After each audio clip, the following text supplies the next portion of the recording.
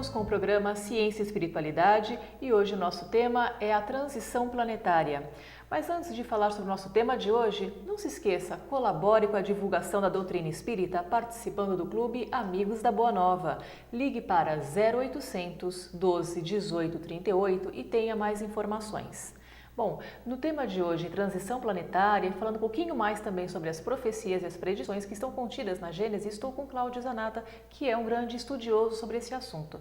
Cláudio, você falou no bloco anterior, né, sobre o astro intruso, né? Isso. Bom, o que seria esse astro intruso para aquela pessoa que nunca escutou, que nunca leu, o que é o astro intruso, então? O astro intruso, ele é conhecido da humanidade atual desde o tempo dos sumérios. Isso remonta a aproximadamente 6.000 anos atrás. Quem primeiro citou esse astro, do nosso ponto de vista hoje, foram eles e chamaram esse astro de Nibiru. É um astro de órbita longuíssima que seria, digamos assim, um 10º planeta.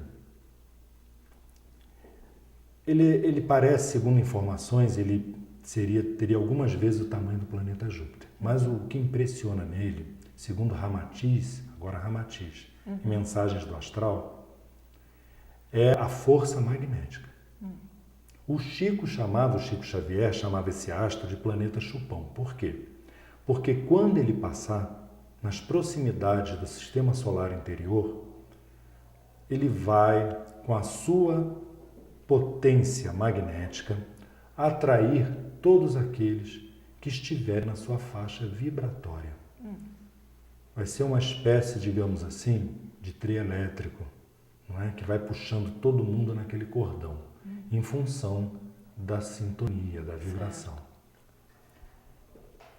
No livro Senhores da Escuridão, agora pelo espírito Ângelo Inácio, com a psicografia do Robson Pinheiro, está citado lá que realmente vai ser isso. Que primeiro nós vamos ser levados aos nossos limites, para então, a partir daí, chegando no nosso limite, se fazer essa separação pelo magnetismo do astro intruso. Os espíritos já estão separados, eu tenho informações disso desde o início dos anos 90, trabalhando em mesa mediúnica, no Centro Espírito Consolador, em Copacabana, em 1991. E anos depois, no Centro Espírita Maria Angélica, lá no Recreio dos Bandeirantes, nas duas oportunidades tive informações de que esses espíritos já estavam sendo separados. E estão aonde? Segundo o Ângelo Inácio, estão na face oculta da Lua, aguardando a transição. Esses espíritos já não podem mais conviver com a gente. Certo. Eles já estão em processo de exílio e vão ser retirados aqui da Terra após a passagem do astro intruso. Certo. Então. No caso, quando a gente então fala nesse astro intruso, a gente fala de um processo, né, de transição planetária que vai entrar com algo vindo com um corpo celeste, né? Isso. Mas nós também aqui na Terra a gente está de uma certa forma contribuindo, né, com a poluição, a degradação do meio ambiente, né, para um aceleramento, para um esgotamento. Com certeza. Da própria Terra. O que eles dizem, né? Eles dizem, né? Quem sou eu para dizer? Mas eles dizem, todas as fontes dizem que nós estamos contribuindo para que a passagem do astro intruso seja mais intensa do que poderia ser. Nós poderíamos ter evitado isso.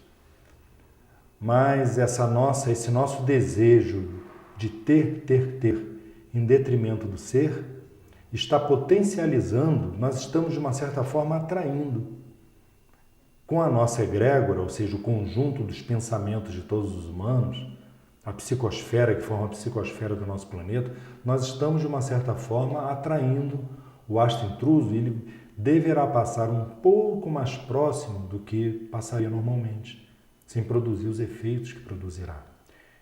Nós estamos vendo aí as Nações Unidas, o ex-vice-presidente americano Al Gore, com a sua Verdade Inconveniente, foi um filme que esteve aí na mídia, que esteve aí nos cinemas e as pessoas prestaram pouca atenção, mas todos esses organismos internacionais estão sempre nos dizendo que nós estamos, assim, vamos dizer assim, detonando o nosso planeta.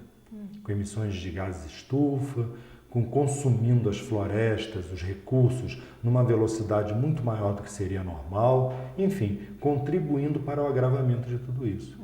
A situação é tão séria, digamos assim, do ponto de vista social, do ponto de vista econômico, estamos vendo aí a crise na Europa, a crise nos Estados Unidos, que a gente sente que realmente há necessidade de que alguma coisa mude. Porque nós, enquanto humanidade, não estamos conseguindo por nós mesmos promover essa mudança de uma forma natural, Certo. Essa Bom, visão. um outro ponto também que a gente pode, né, concluir que há uma transição seria pelos próprios governos políticos, não? A gente vê que os grandes ditadores estão caindo ou perdendo a sua força. Isso, né? a Primavera Árabe está mostrando isso, né? Exatamente. Exato. A gente vê também que, finalmente, os Estados Unidos resolvem retirar suas tropas do Iraque, né? Do Iraque, mais por uma questão até econômica do que propriamente humana, né?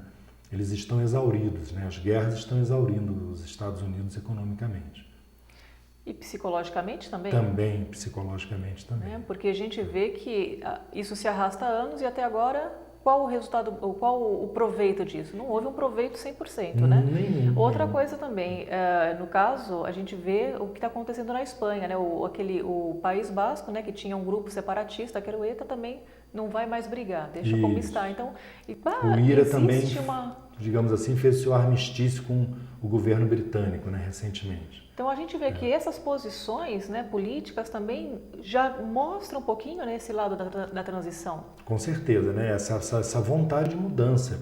E nós estamos vendo esse movimento espontâneo que está acontecendo em Nova York, aquele movimento da praça, Certo. as pessoas se reunindo, pedindo mudança espontaneamente. Se você observar, era difícil ver o povo americano engajado num movimento desse. A última vez que eu vi acontecer isso foi nos anos 60 com Martin Luther King. Certo. Eles estão deixando um pouco o individualismo de lado. Estão. Né? Estão chegando à conclusão que talvez o mais importante seja, como eu disse agora há pouco, ser e não ter. A nossa sociedade hoje, o nosso sistema econômico, ele vive mensurando o nível de consumo, não é assim? A economia vai bem quando o nível de consumo é alto. Isso está errado. Isso em algum momento vai ter que mudar. Porque se o planeta Terra tivesse mais uma nação do porte dos Estados Unidos da América, nós já estaríamos numa situação muito difícil em termos de meio ambiente, em termos de recursos naturais, porque o consumo é gigantesco, desproporcional. Certo. Bom, Cláudia, a gente vai fazer uma breve pausa para o nosso intervalo e nós voltamos já já.